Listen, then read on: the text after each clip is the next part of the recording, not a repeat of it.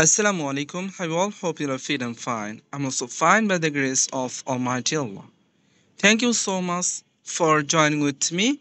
This is Ashraful Islam, the founder and chief instructor of English Express. আপনারা সবাই কেমন আছেন? আশা করি সবাই ভালো আছেন। আমিও ভালো আছি আলহামদুলিল্লাহ। আপনারা যারা আমার সাথে যুক্ত হয়েছেন সবাইকে অসংখ্য ধন্যবাদ।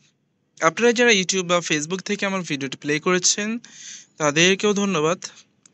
আজকে আমরা অনার্স ফার্স্ট ইয়ারের যারা 7 কলেজে পড়ে এবং যারা ন্যাশনাল ইউনিভার্সিটিতে সেকেন্ড ইয়ারে পড়াশোনা করে তাদের অন্যতম গুরুত্বপূর্ণ একটা বিষয়, সেটা হচ্ছে হিস্ট্রি অফ ইংলিশ লিটারেচার, অর্থাৎ ইংরেজি সাহিত্যের ইতিহাস। এই বিষয়টা খুব বেশি গুরুত্বপূর্ণ। এটা শুধু একটা বছরের জন্য গুরুত্বপূর্ণ নয়, এটা আমাদের অনার্স বা মাস্টার্স পর্যন্ত প্রতিটা বছর, প্রতিটা সময় আমাদের এটা কাজে লাগবে। ইভেন আমরা যদি চাকরির প্রস্তুতি নিতে চাই, অবশ্যই ইংরেজি সাহিত্য সম্পর্কে আমাদের জানতে হবে। এজন্য এই সাবজেক্টটাকে কোনোভাবেই অবহেলা করা যাবে না। আর এই সাবজেক্টটা অনেকের কাছে খুব বেশি কঠিন হয়ে যাচ্ছে না বোঝার কারণে, বা সঠিক নিয়মে সঠিক নিয়ম কখনো জানেনি বা তাকে জানানো হয়নি যে কিভাবে আসলে এটা পড়তে হয়, প্রতিটা এজ সম্পর্কে কি জানতে হয় বা কিভাবে জানতে হয়, কি জানতে হয়। তো অতিরিক্ত কথা না বাড়িয়ে আমাদের ক্লাসটি শুরু করতে যাচ্ছি। Anglo Saxon period. আমি যে তথ্যগুলো নিয়েছি বা লিখেছি এখানে, সর্বশেষ কোন সোর্স থেকে আমি লেখাগুলো কালেক্ট করেছি সেটা কিন্তু সুন্দরভাবে আমি তুলে ধরেছি। আর এটা কোনো বই থেকে ওইভাবে নেওয়া হয়নি, গুগল থেকে বা বিভিন্ন থেকে করা হয়েছে। নির্দিষ্ট কোনো বই থেকে নেওয়া হয়নি। নিজে সুন্দরভাবে দেখে গবেষণা করে নিজে সুন্দরভাবে পড়ে তৈরি করেছি। ঠিক আছে?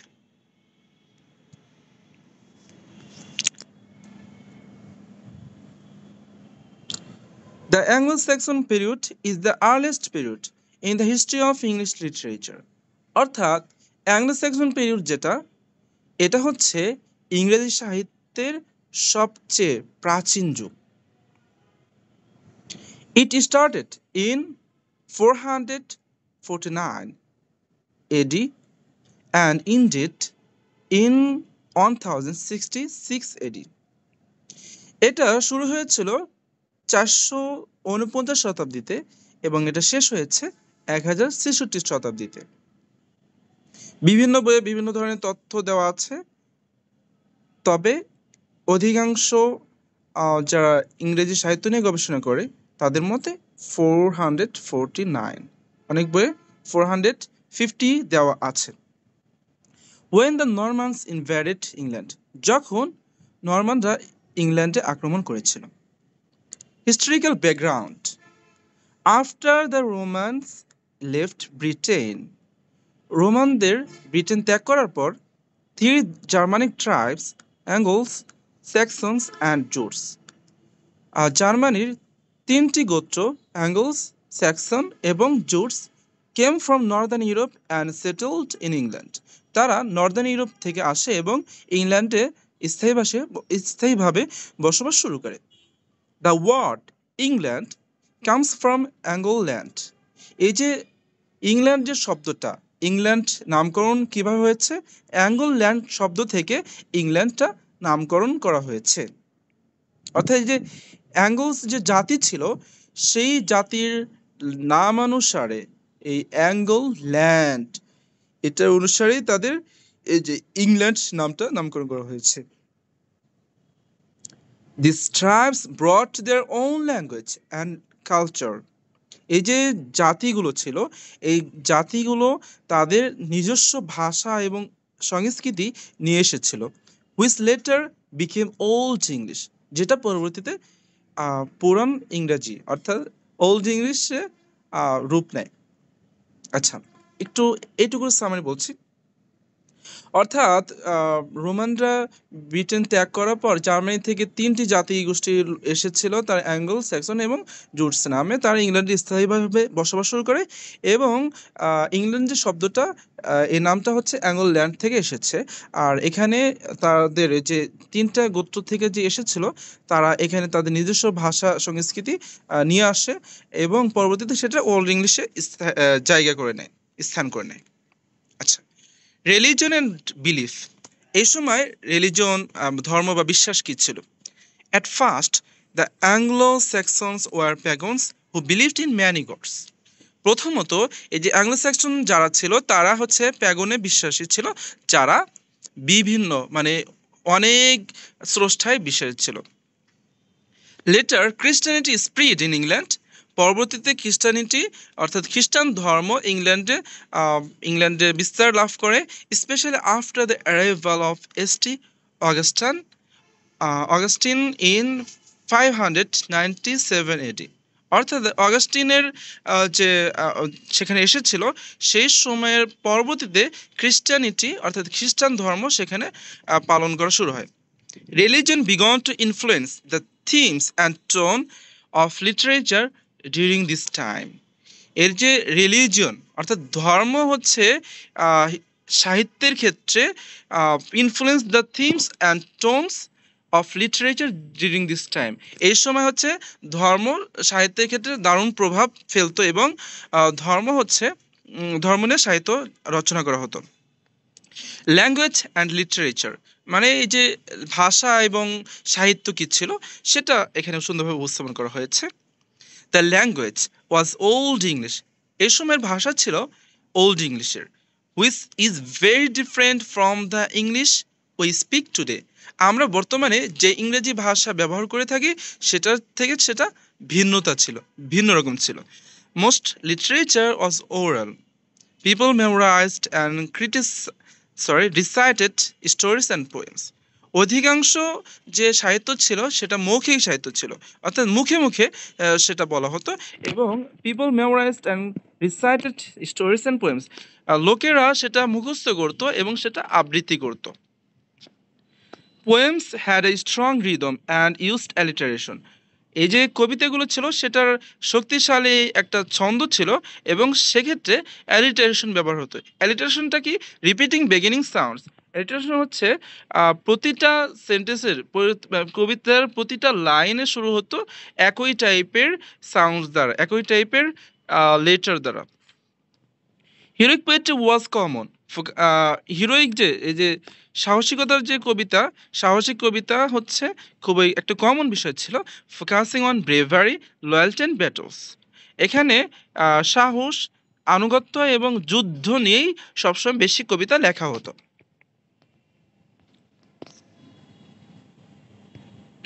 এই তোমরা কি বুঝতে পারছো? আচ্ছা, এটা কিন্তু অনেক সহজ, ইজি, খুব সুন্দর ভাষায় লেখা হয়েছে। আচ্ছা, তোমরা বলো তো ইংল্যান্ড শব্দটা কোথায় থেকে এসেছে? মাইক্রোফোন অন করার সুযোগ আছে।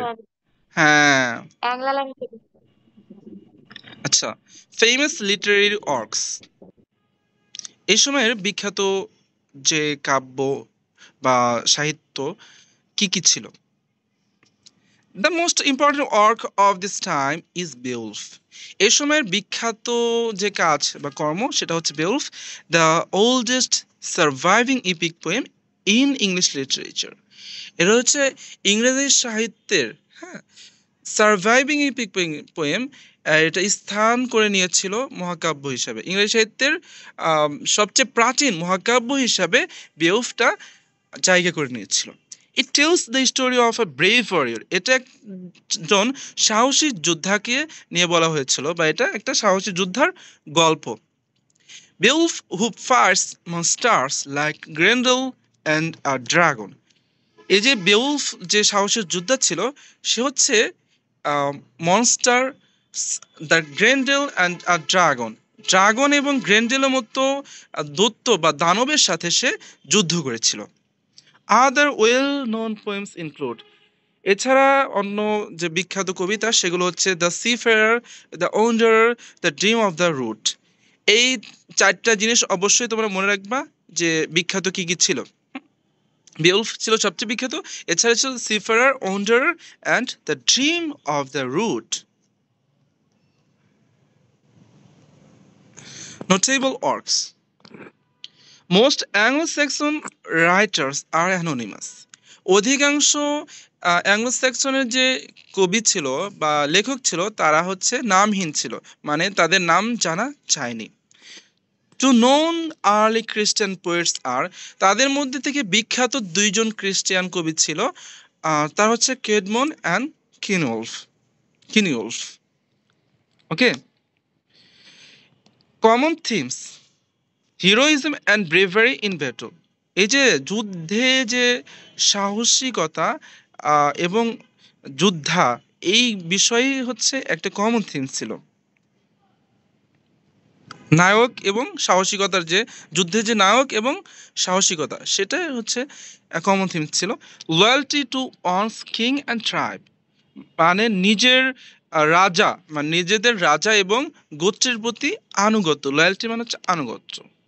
ফেট কল্ড ইউড, এটা হচ্ছে ওই সময়ের ভাষায়, মানে ওল্ড ইংলিশে হচ্ছে ইড ছিল, যেটাকে বলে the belief that life is ruled by destiny.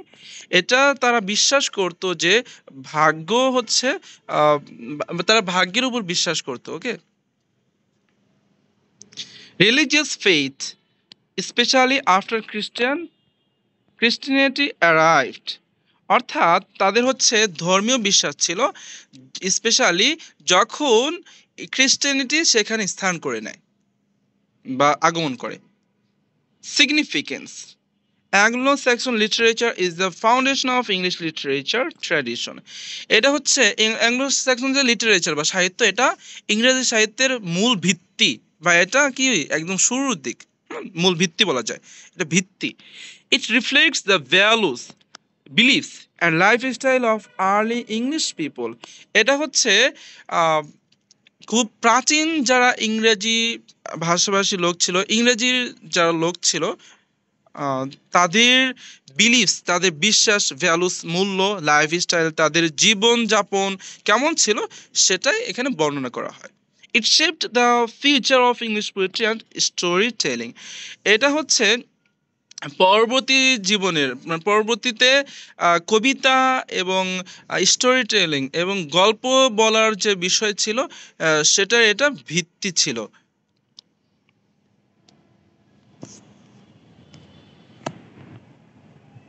আচ্ছা, এই যে আমরা কি কি জায়গা থেকে আমি এগুলো কালেক্ট করেছি সেটা কিন্তু, history of English literature by Edward Albert, the Cambridge history of English literature, এগুলো সোর্স লিখে দিয়েছি, কেউ যেন বলতে না পারে যে কোথায় থেকে নিয়েছেন। ঠিক আছে, আচ্ছা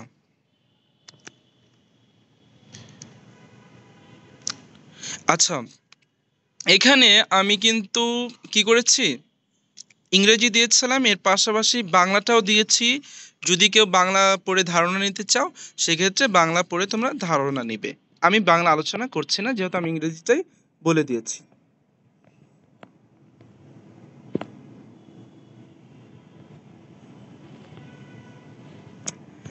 এখন একটা মজার বিষয়ে চলে আসছি আমি। এই যে মজার মজার টেকনিক, প্রতিটা এইজ কিভাবে মনে রাখতে হয়, এটার টেকনিকগুলো আমি খুব মানে টেকনিকগুলো খুব সহজে সাজিয়েছি। ইনশাল্লাহ তোমরা প্রতিটা ক্লাসে নতুনত্ব কিছু দেখতে পাবে, যেগুলো সাধারণত কোথাও পাবে না, কোনো বই পাবে না। আচ্ছা,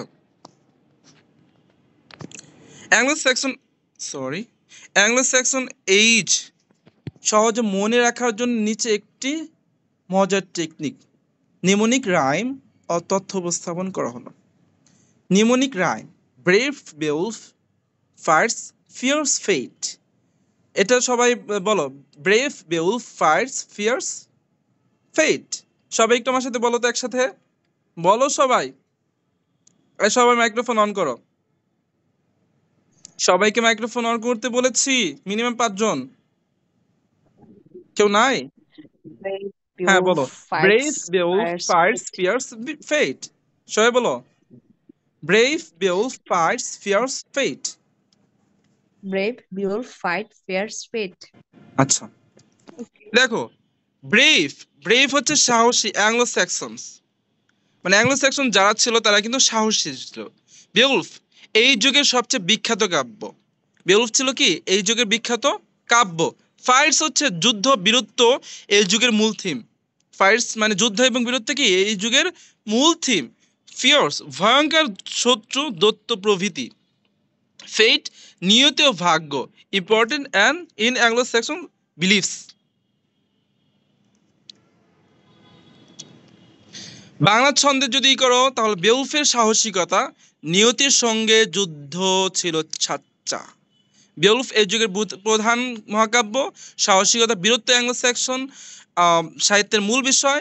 নিয়তি বা ফেট হচ্ছে গুরুত্বপূর্ণ ধারণা, ফেট গুরুত্বপূর্ণ ধারণা ছিল। এই কয়েকটা জিনিস মনে রাখবে ইনশাল্লাহ। এছাড়া কুইক কি পয়েন্টস মনে রাখার জন্য আর কি কি মানে কি কি মনে রাখা দরকার, সেখানে মনে রাখতে হবে পিরিয়ড। পিরিয়ডটা কবে থেকে শুরু হয়েছিল? 450 টু 1066।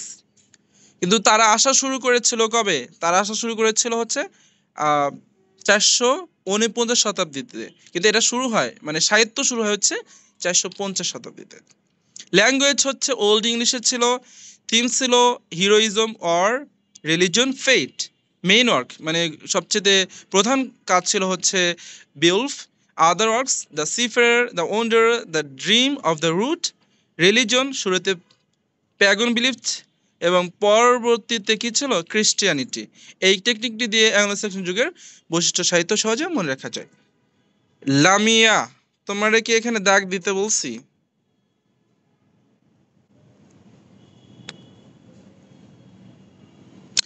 আচ্ছা, what do you know about Beowulf? আজকে আমরা এখন বেউলফ সম্পর্কে আলোচনা করব। এটা শর্ট প্রশ্ন, এটা খুব খুব গুরুত্বপূর্ণ। এই শর্ট প্রশ্নটা তোমাদের 7 কলেজে যারা আছো বা ন্যাশনাল দু একজন যুক্ত হয়ে থাকো, এটা কিন্তু তোমাদের সবার জন্য সমান হারে গুরুত্বপূর্ণ। বেউলফ এই শর্ট প্রশ্নটা অবশ্যই গুরুত্ব সহকারে পড়বা এবং এটা খাতায় লেখার চেষ্টা করবা। তোমরা নিজেরাই দেখবা, নিজেরাই যাচাই করে দেখবা গাইডে যেভাবে লেখা আছে তার চেয়ে এটা অনেকটা সহজ, ইজি।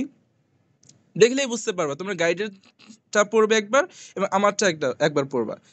যেটা তোমাদের কাছে সহজ মনে হবে সেটা তোমরা লিখবা, সেটা নোট করবা। অবশ্যই নোট করে করেই পড়তে হবে।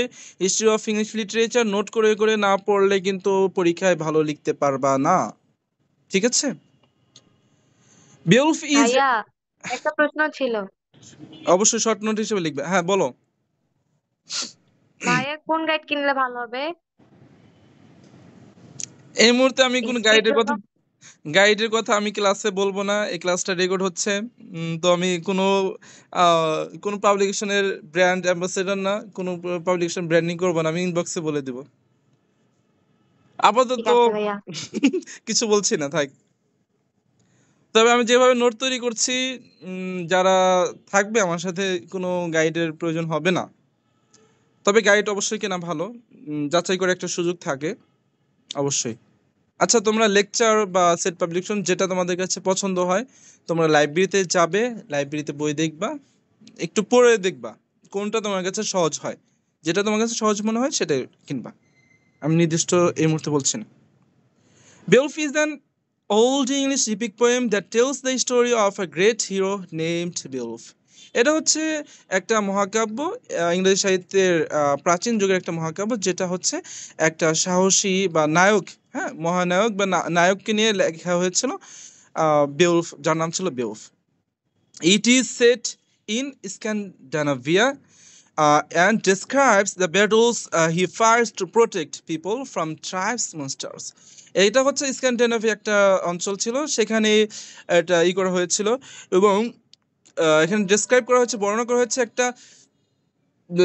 করা হচ্ছে তার যুদ্ধের কথা, যেটা সে মানুষকে বাঁচানোর জন্য, তার গোত্রের মানুষদেরকে বাঁচানোর জন্য, দানবদের কাছে বাঁচানোর জন্য যুদ্ধ করেছিল, সেই বিষয়গুলো এখানে বর্ণনা করা হয়েছে। The story begins with Beowulf traveling to Denmark to help King Hrothgar. এই স্টোরিটা শুরু হয় যখন এই যে বেউলফ ডেনমার্কে যায় এবং রোদগার যে রাজা ছিল তাকে সাহায্য করার জন্য। Hrothgar's kingdom is being attacked attacked by a monster named Grendel.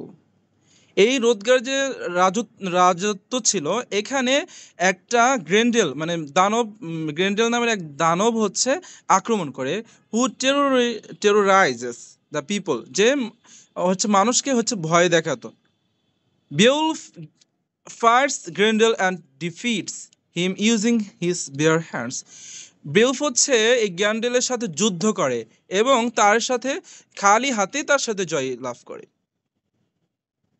Bear hands মানে হচ্ছে খালি হাতে আচ্ছা his victory brings him fame and honour তার এই যে জয়টা তাকে সম্মান এবং কি এনে দেয় খ্যাতি এনে দেয় এই যে আহ, একজন মানুষ হচ্ছে দানবের সাথে খালি হাতে যুদ্ধ করছে তাহলে কি পরিমাণ শক্তি ছিল সামর্থ্য ছিল এই জন্যই কিন্তু তার এই যে ফেম মানে খ্যাতি এবং সম্মান বৃদ্ধি পেয়েছে However, Grendel's mother seeking revenge এই যে গ্রেন্ডেলের যে মা ছিল সে হচ্ছে তাকে দোষারোপ করে অ্যাটাক্স দ্য কিংডম এবং ওই রাজত্ব হচ্ছে আবার কি করে আক্রমণ করে Beowulf goes to her underwater home and kills কি বাট এগুলো রিয়েলিস্টিক নয়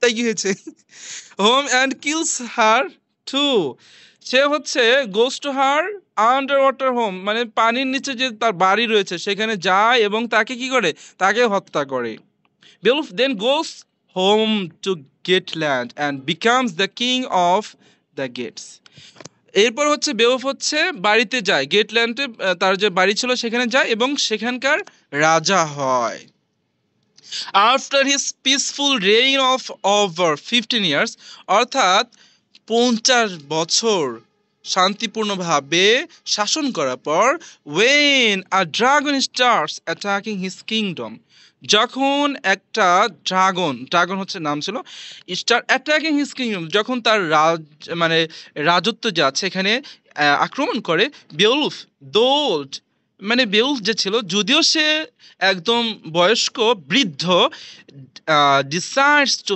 ফাইট ইট সে সিদ্ধান্ত নিয়েছিল এর সাথে কি করার জন্য যুদ্ধ করার জন্য ইন দিস ফাইনাল ব্যাটল মানে সর্বশেষ যুদ্ধে হি কিলস দ্য ড্রাগন সে ড্রাগনকে হত্যা করে বাট স্যাডলি কিন্তু দুঃখজনকভাবে he is mortally wounded and dies সে হচ্ছে মারাত্মকভাবে কি হয় ওন্ডেড মানে আহত হয় অ্যান্ড ডাইস এবং মৃত্যুবরণ করে এই ইতি তুমি কি করতেছো একটু পরে পরে থাপড়াবো কিন্তু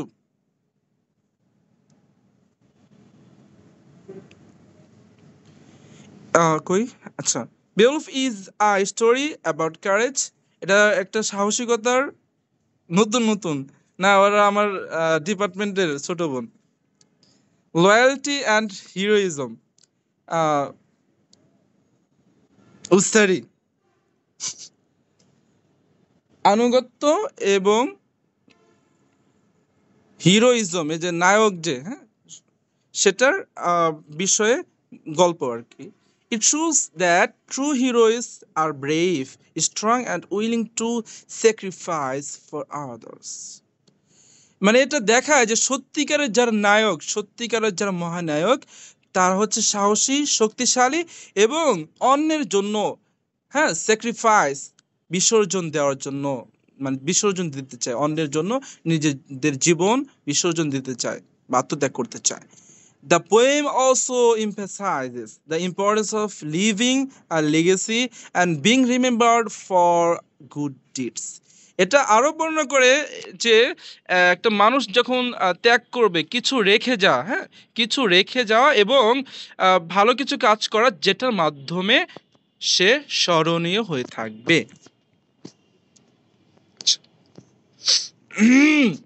এটা সবাই অবশ্যই অবশ্যই লিখবা হ্যাঁ এখানে আরেকটা প্রশ্ন আছে সেটা হচ্ছে what do you know about king Alfred এটাও গুরুত্বপূর্ণ প্রশ্ন এটা অবশ্যই গুরুত্ব সহকারে পড়বা এবং এই এইজ সম্পর্কে অর্থাৎ ওল্ড ইংলিশ লিটারেচার বা অ্যাংলো স্যাক্সন পোয়েট্রি বা অ্যাংলো স্যাক্সন যে পিরিয়ড আছে এটা সম্পর্কে পড়লে এই অ্যাবাউট কিং আলফ্রেড এটা সম্পর্কে জানা খুবই মানে প্রয়োজন আর কি ঠিক আছে king Alfred also known as Alfred the Great এই যে রাজা আলফ্রেড যে ছিল তিনি হচ্ছে আলফ্রেড দ্য গ্রেট নামেও পরিচিত ছিল। Was one of the most important kings in England history, English history, মানে ইংরেজি যে ইতিহাস রয়েছে, ইংরেজির ইতিহাসে বা ইংরেজদের আলফ্রেড কি ভিক্টোরিয়ান এজের? না না না না, কিং আলফ্রেড এটা না।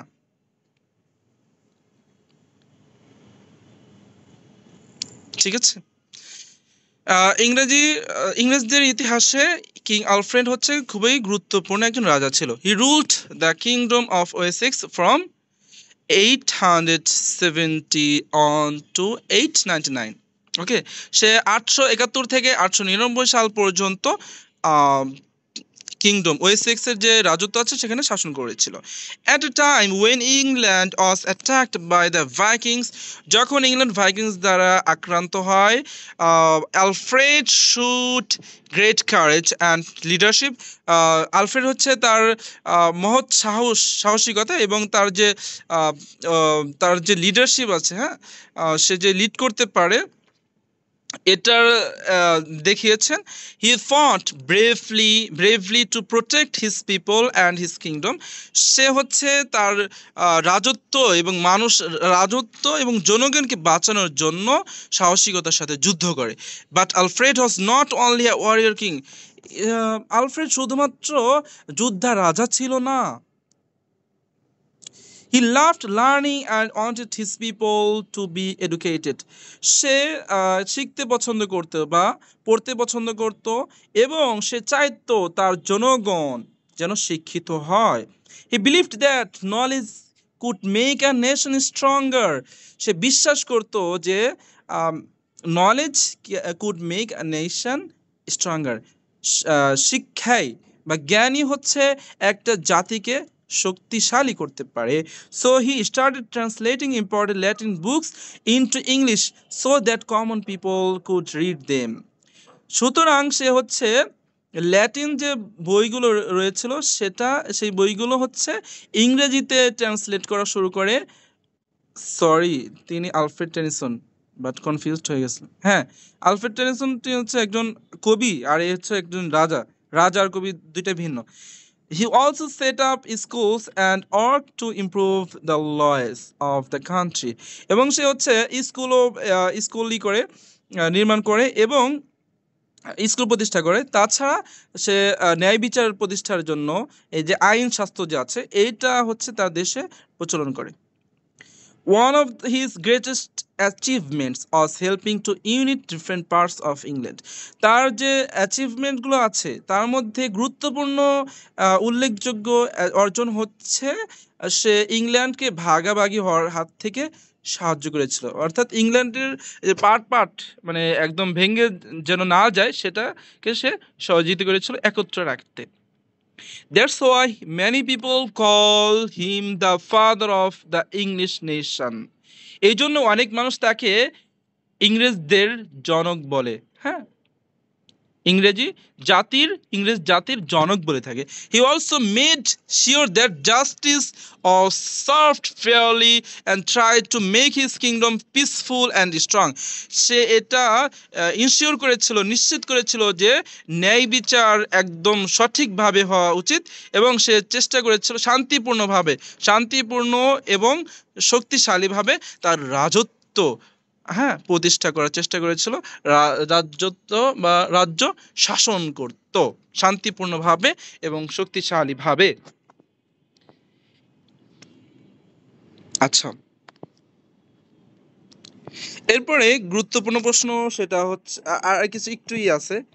In short, King Alfred was a wise, brave and kind ruler. সে হচ্ছে একজন জ্ঞানী, সাহসী এবং মহৎ শাসক ছিলেন। His love for learning, justice and his people made him one of the greatest kings in British history. এই যে ব্রিটিশদের যে ইতিহাসে সে তার যে শিক্ষা, ন্যায় বিচার এবং মানুষের জন্য যে তার কার্যক্রম এটা তাকে একজন মহৎ রাজা হিসাবে মনে রেখেছে বা সে সবচেয়ে মহৎ রাজা হিসাবে সুপ্রসিদ্ধ হয়েছে বা তাকে তৈরি করেছে। What do you know about Anglo Saxon poetry? এই ব্রড প্রশ্নটা খুব খুব বেশি গুরুত্বপূর্ণ, এটা সবার খাতায় লেখা চাই। এই ব্রড প্রশ্নটা আসার সম্ভাবনা অনেক বেশি, অনেক বেশি, অনেক বেশি, অনেক বেশি, আমি বললাম অনেক বেশি। সুতরাং এটা অবশ্যই গুরুত্ব সহকারে লিখবা, পড়বা, বুঝবা। আচ্ছা, what do you know about Anglo-Saxon poetry? অ্যাংলো-স্যাক্সনের যে পোয়েট্রি ছিল সেই পোয়েট্রি সম্পর্কে কি জানো? Anglo-Saxon poetry is the earliest form of English literature. আচ্ছা, এটা ওয়ার্ড বাই ওয়ার্ড যদি আমি বলতে চাই বা প্রতিটা লাইন যদি ব্যাখ্যা করতে চাই সেক্ষেত্রে সময় অনেক লাগবে। এই মুহূর্তে খুব বেশি সময় নাই। অলরেডি আমরা যেহেতু অ্যাংলো স্যাক্সন যে এই যাচ্ছে এই সম্পর্কে আলোচনা করেছি, সুতরাং আমাদের এখন আর এগুলো ওইভাবে ব্যাখ্যা করার প্রয়োজন আমি বোধ করছি না।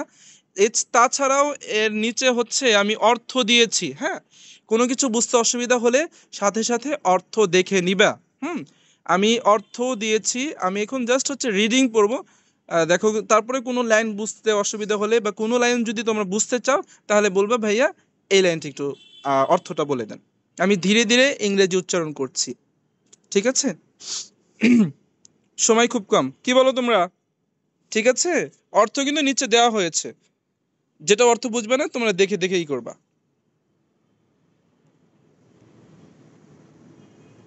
আচ্ছা, আমার ক্লাস কি বোঝা যাচ্ছে আজকে? এই সিয়াম, সিয়াম কি অবস্থা? জি ভাই। বোঝা যাচ্ছে? জি ভাই, আচ্ছা, সবকিছু ক্লিয়ার। ঠিক আছে। Anglo-Saxon poetry is the earliest form of English literature. It was written in Old English from the 5th to the 11th century. These poems give us a deep picture of the early English people's life, beliefs, struggles, and emotions. It was a time of war, religion, bravery, and sorrow. Most poems were not written at first. They were passed down orally by poets called scopes. অর্থ না বললে ভাল লাগে না। তারপরে সময় নেই, বলার সময় নাই।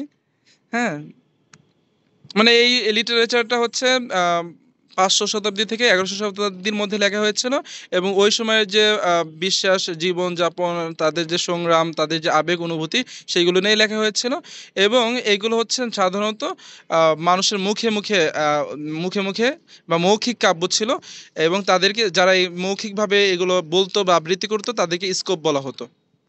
আচ্ছা, ল্যাঙ্গুয়েজের style, the language of Anglo-Saxon poetry is very different from modern English.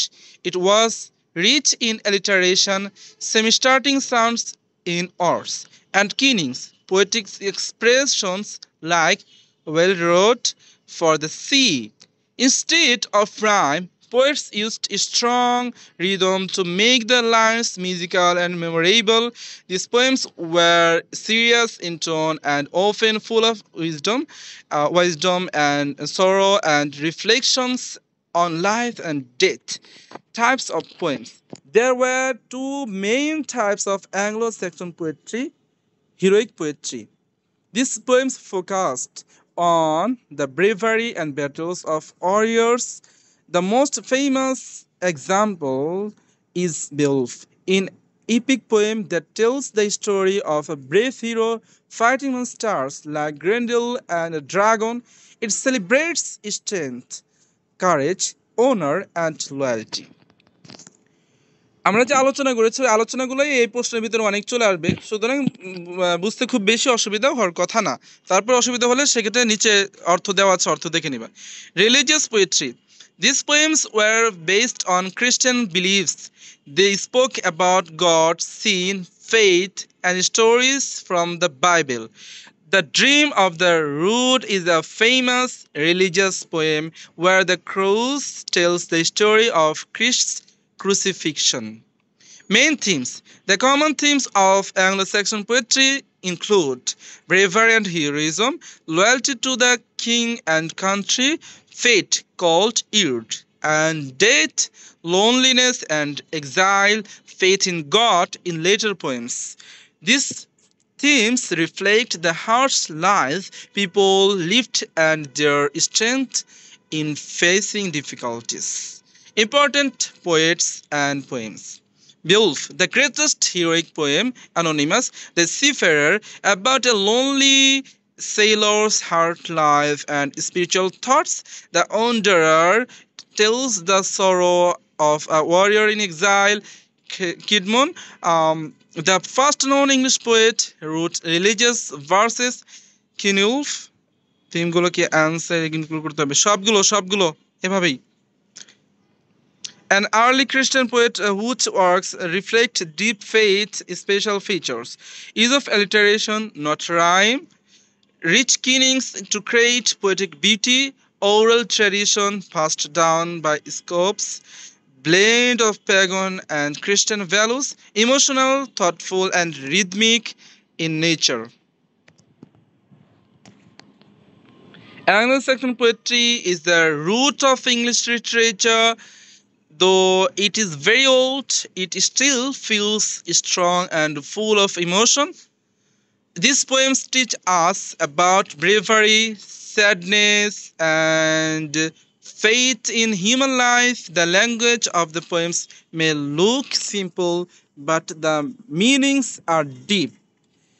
They show us. Sorry, আচ্ছা, যারা ইউটিউব থেকে দেখলেন তাদেরকে অসংখ্য ধন্যবাদ ভিডিওটি সম্পূর্ণ দেখার জন্য। আসসালামু আলাইকুম।